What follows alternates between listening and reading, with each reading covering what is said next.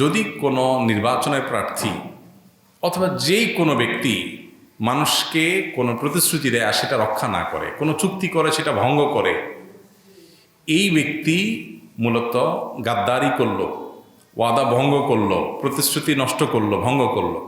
নবী করিম সাল্লাল্লাহু আলাইহি সাল্লাম বলেছেন, লিকুল্লি গাদরিন লিওয়াউন ইয়াউমাল কিয়ামা। যারাই মানুষের সাথে ওয়াদা দিয়ে, প্রতিশ্রুতি দিয়ে, চুক্তি করে এগুলো ভঙ্গ করবে, মানুষের সাথে কথা দিয়ে কথা রাখবে না, এই ধরনের বেঈমানি বা প্রতারণা যারা করবে, কিয়ামতের ময়দানে তাদের সাথে একটা পতাকা থাকবে, লেখা থাকবে এটা লেওয়া ও গাদরিন, গাদ্দারের আলামত। এবং নবী সাল্লাল্লাহু আলাইহি সাল্লাম বলেছেন হাদিসে যে ওয়ায়ুরফাউ লাহু বিকদরি গাদরি, যার গাদ্দারি যত বড় হবে তার গাদ্দারির পতাকাও তত উঁচা হবে। তার মানে একজন ব্যক্তিগত পর্যায়ে কারোর সাথে গাদ্দারি করেছেন, ওয়াদা রক্ষা করেন নাই, চুক্তি করে ভঙ্গ করেছেন, বেঈমানি করেছেন, এই লোকটার পতাকার সাইজ যা হবে, একজন জনপ্রতিনিধি হওয়ার জন্য প্রার্থী হয়ে তিনি যদি মিথ্যা ওয়াদা দেন বা জাতীয় লেভেলে যদি মিথ্যা প্রতিশ্রুতি মানুষ করে দেয়, যেটা করবে না সে এটাই বলতেছে বলে যদি ধোঁকা দেয় মানুষকে, তাহলে সে তার পতাকার সাইজ হবে যত মানুষকে ধোঁকা দিয়েছে তার অনুপাত হারে। খুব ভয়ঙ্কর একটা ব্যাপার। এই জন্য ইমানদার আসলে ওয়াদা রক্ষা করতে হবে, ওয়াদা রক্ষাকারী হবে। আল্লাহ তাআলা কোরআনে কারীমে 18 নম্বর পারা সূরা মুমিনুনে বলেছেন, সফল ইমানদার যারা জান্নাতুল ফেরদাউসের অধিকারী হবে তাদের বৈশিষ্ট্য হলো ওয়াল্লাযীনা হুম লিআমানাতিহিম ওয়া আহদিহিম রাউন, যারা তাদের আমানত এবং ওয়াদাকে রিআয়াত করে, রক্ষা করে, মেইনটেইন করে। ইমানদার এক কথার মানুষ, সেটা রক্ষা করে। অতএব মিথ্যা প্রতিশ্রুতি এবং 2 নম্বরই কথা একজন ইমানদার বলতে পারে না, সে থেকে আমাদের বেঁচে থাকতে হবে এবং সর্বোচ্চ চেষ্টা করতে হবে। আল্লাহ আমাদের তৌফিক দান করুন। আমি শরিয়া আইনে বিশ্বাসী, কারণ আমরা দেখেছি এই গণতান্ত্রিক রাষ্ট্র আমাদের ভাই শরীফ ওসমান হাদির বিচার করতে পারে নাই। আজকে শরিয়ার শাসন থাকলে আমরা কেসাসের বাস্তবায়ন দেখতে পেতাম। এখন আমার প্রশ্ন হলো, শরিয়ার শাসন ব্যবস্থা করার জন্য আমাদের কী করণীয়? খুবই দুর্ভাগ্যজনক বাস্তবতা যে আমাদের দেশে আসলে ন্যায় বিচার আজও পর্যন্ত প্রতিষ্ঠিত হয়নি। সন্দেহাতীতভাবে শরিয়াই হলো এই পৃথিবীর একমাত্র সমাধান। শরিয়া ছাড়া আর যত সমাধান আছে সেই সমাধানগুলো একটা সাইডকে হয়তো সমাধান করবে, অন্য আরেক সাইডেরও বহু সাইড এফেক্ট তৈরি করবে। এটাই হলো বাস্তবতা। গোটা বিশ্ব জুড়ে তাকালে আমরা দেখতে পাই মানুষ একটার পর একটা সিস্টেম চেঞ্জ করবে, শান্তির দেখা ততক্ষণ পর্যন্ত পাবে না যতক্ষণ পর্যন্ত আল্লাহর দেওয়া সিস্টেমে সে না আসবে। সো শরিয়া দ্বারা শাসিত হওয়ার তামান্না, আকাঙ্ক্ষা প্রত্যেক ইমানদারের মধ্যে থাকতে হবে যে আমি আল্লাহর গোলাম, শুধু নামাজের ক্ষেত্রে আল্লাহর কথা মানতে চাই না, আমার পুরো জীবনের সব ক্ষেত্রে আল্লাহর কথা মানতে চাই। এই মানসিকতাটা প্রত্যেক ইমানদারের মধ্যে থাকতে হবে। আমি মানতে পারছি না, আমার বিদ্যমান বাস্তবতা, আমি আমার দুর্বলতার কথা স্বীকার করছি এবং ইস্তেগফার করছি আল্লাহর কাছে। সেই সাথে আমার নিয়ত আছে, ইচ্ছা আছে, স্বপ্ন আছে। এই চেষ্টা করতে হবে যে আমি ভালো চাই, শরিয়া চাই সব ক্ষেত্রে। এই চাওয়াটুকু অন্তত ইমানদারের মধ্যে থাকা উচিত। কিন্তু আমাদের এই গণতান্ত্রিক এই বন্দোবস্ত এবং এই সমাজ বিদ্যমান বাস্তবতা, এটা আমাদের উপরে এমনভাবে ঝেঁকে বসেছে যে আমরা এই চ্যাপ্টারটাই ভুলে গেছি যে এখানে আল্লাহর বিধিবিধান মানার ইস্যু আছে। আমরা অনেকে মনে করি এই যুগে বোধহয় অচল। এটা একটা বড় পরীক্ষা আমাদের জন্য, অ্যাসিড টেস্ট। এই আমলে নামাজ পড়া, রোজা রাখা যত সহজ, এই জিনিসটা এত সহজ না। এই ইমানটাকে খুব ভালো করে আমাদের মধ্যে এস্টাবলিশ করতে হবে। সেই সাথে মানুষকে সচেতন করা প্রত্যেকটা জায়গাতে। আল্লাহর দ্বীনই যে আমাদের জন্য কমপ্লিট কোড অফ লাইফ, এর বাইরে আর কিছু যে সমাধান হতে পারে না, এটাই যে চূড়ান্ত সমাধানের পথ, সেটা মানুষকে যেমন বোঝানো দরকার, সেই বিউটি সৌন্দর্যগুলো মানুষের মধ্যে এস্টাবলিশ করা দরকার, নিজের মধ্যে এস্টাবলিশ করা দরকার। আমরা অনেকে নিজে শরীয়ত চাই কিন্তু নিজের মধ্যে শরীয়ত নাই, বা আমি শরীয়তের চর্চা নিজে ঠিক মতো করি না। এই জায়গাগুলোকে আমাদের রিকভার করা দরকার। আল্লাহ তাআলা আমাদেরকে আমাদের সে কাঙ্ক্ষিত স্বপ্নে আল্লাহর শরিয়া দ্বারা শাসন হওয়ার তৌফিক, আল্লাহ তাআলা শাসিত হওয়ার তৌফিক আল্লাহ তাআলা আমাদেরকে দান করুন। ইনসাফ দ্বারা আল্লাহ তাআলা পুরো দুনিয়াকে পরিপূর্ণ করে দিন। অনেকগুলো প্রশ্ন। আমির মুআবিয়া রাদিয়াল্লাহু তাআলা সম্পর্কে মতামত, ভালো নাকি খারাপ? হাজ্জাজ বিন ইউসুফ সম্পর্কে মন্তব্য, মিলাদ কিয়াম সম্পর্কে মতামত, কেমন টুপি পরা সুন্নাত, রসুল কেমন টুপি পরতেন? অনেকগুলো প্রশ্ন, এক একটা 1 ঘন্টার লেকচার। সংক্ষেপে এতটুকু বলি, মুআবিয়া রাদিয়াল্লাহু তাআলা আনহু নবী করিম সাল্লাল্লাহু আলাইহি সাল্লামের খুব নিকট আত্মীয় ছিলেন, ঘরের মানুষ ছিলেন। কাতেবে ওয়াহি, নবী সাল্লাল্লাহু আলাইহি সাল্লামের প্রতি যখন ওহী আসতো তিনি ওহী লিখতেন। নবী সাল্লাল্লাহু আলাইহি ওয়াসাল্লাম তাকে এতটা বিশ্বাস করতেন যে জিবরিলের বলা ওহী তাকে দিয়ে লেখাতেন। যে কয়জনকে লেখাতেন তার মধ্যে একজন তিনি ছিলেন। বিশ্বস্ত কোন লেভেলের ছিলেন। এবং রাসূল আকরাম সাল্লাল্লাহু আলাইহি সাল্লামের অত্যন্ত সুনামধন্য সাহাবীদের একজন ছিলেন। মুআবিয়া রাদিয়াল্লাহু তাআলা আনহুর যদি কোনো ভুল হয়ে থাকে, ইস্তিহাদগত বুঝের কোনো ভুল থাকে তো সেটার সমালোচনা করার কোনো অধিকার পৃথিবীর কোনো মুসলমানকে দেওয়া হয়নি। নবী সাল্লাল্লাহু আলাইহি ওয়াসাল্লামের কোনো সাহাবীর সমালোচনা, গালমন্দ করার, নিন্দামন্দ করার অধিকার কারণ নেই। হাদিসে পরিষ্কারভাবে নিষেধ করেছেন নবী সাল্লাল্লাহু আলাইহি ওয়াসাল্লাম, লা তাসুব্বু আসহাবি, আমার সাহাবীদের গালমন্দ বা সমালোচনা তোমরা করো না।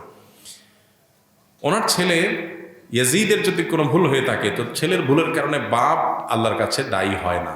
কোরআনে আল্লাহ তাআলা বহু জায়গায় একই কথা বলেছেন, ও আল্লাহ তাজিরু ওয়াজিরাতুন উযরা উখরা, কারণ পাপের বোঝা অন্য কেউ বহন করে না, যার যার পাপ তাকেই পাবে। অর্থাৎ ইয়াজিদ যদি কোনো পাপ করে, ইয়াজিদের জুলুম, ইয়াজিদের পাপ, ইয়াজিদের খুন, এগুলোর জন্য দায়ী ইয়াজিদ হবে। মুআবিয়া রাদিয়াল্লাহু তাআলার উপরে সেটা চাপানোটা হলো জুলুম।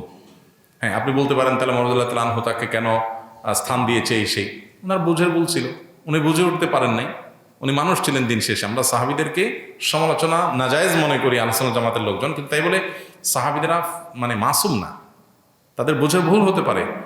আল্লাহ যদি কারোর ব্যাপারে বলে আল্লাহ মাফ করে দিয়েছেন, রাদিয়াল্লাহু আনহুম ওয়া রাদু আনহুম, তো আপনি কে সমালোচনা করার? আল্লাহ যদি সাহাবীদেরকে বলে থাকেন যে তোমাদের পরে তারা আল্লাহর পরে সন্তুষ্ট, আল্লাহ তাদের পরে সন্তুষ্ট, তো আপনি কে সমালোচনা করেন? সাহাবীদের পরে সমালোচনার রাস্তা আমাদের ওপেন করা উচিত না। তবে হ্যাঁ, তারা সবাই নিষ্পাপ ছিলেন না, মানুষ হিসাবে তাদের ভুল ত্রুটি হয়েছে। সাহাবীদের মধ্যে কেউ জিনা করেছেন, আল্লাহ শাস্তি দিয়েছেন বা দণ্ড বাস্তবায়ন হয়েছে, কিন্তু এমন তওবা কবুল হয়েছে যে পুরো মদিনাবাসী তওবা দিলেও, তার তওবা সকার অপরাধ দিলেও তার ওই তওবাতে রিকভার হয়ে যেত, এই সার্টিফিকেটও তো পাইছে। তাহলে সেজন্য তাদের সমালোচনা করার আগে 20 বার ভাবতে হবে, 10 বার ভাবতে হবে। ইমানদার কখনো সাহাবীদের সমালোচনা করতে পারে না।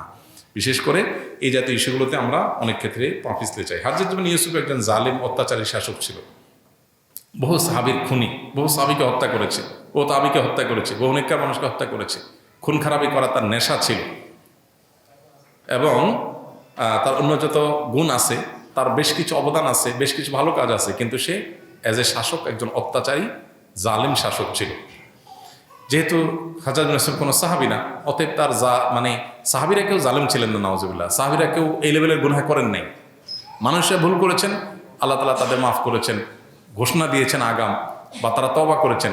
বদর যুদ্ধে অংশগ্রহণকারী সাহাবীদের সম্পর্কে নবী করিম সাল্লাল্লাহু আলাইহি ওয়াসাল্লাম বলেছেন, আল্লাহ বলেছেন, নবী সাল্লাল্লাহু আলাইহি ওয়াসাল্লাম বলেছেন, আমালু মা শি'তুম ক্বাদ গাফারাল্লাহু লাকুম। যারা বদর যুদ্ধে শরীক হয়েছেন 313 জন সাহাবী, নবীজি বলেছেন সহিহ বুখারীর হাদিস, আমালু মা শি'তুম, তোমরা যা খুশি করতে পারো, ক্বাদ গাফারাল্লাহু, আল্লাহ তোমাদের অগ্রিম মাফ করে দিয়ে রাখছেন। তাদের সমালোচনা আপনি কিভাবে করেন, কোন অধিকারে করেন? আমি করতে পারি না আসলে। আচ্ছা, আমার মেয়ের পেট ব্যথা প্রায় 2 বছর যাবৎ, সব পরীক্ষা ভালো হচ্ছে, এখন কি হুজুর রুকিয়া করা যাবে কিনা? রুকিয়া করলে কোথায় করাবো? ভাই, আমি কোনো রাখি না, আর আমরা রুকিয়া সাপোর্টও দেই না, সেভাবে দিতে পারি না। বহু রাকি আছেন আলহামদুলিল্লাহ। সবচেয়ে ভালো হয় সেলফ রুকিয়া করলে। আর রাকি দিয়েই রুকিয়া করতে হবে, নট নেসেসারি, এটা কোনো জরুরি কিছু না যে রুকিয়া দিয়ে রাকি দিয়েই করতে হবে। সেলফ রুকিয়ার জন্য এখন আপনি ভালো কোনো আলেমের সাহায্য নেন, ইউটিউবে যান বা প্লে স্টোরে যান, অনেক ভালো ভালো রুকিয়ার ভিডিও আছে। রুকিয়া যেই রোগের জন্য, যেমন পেটে ব্যথার জন্য আলাদা রুকিয়া আছে।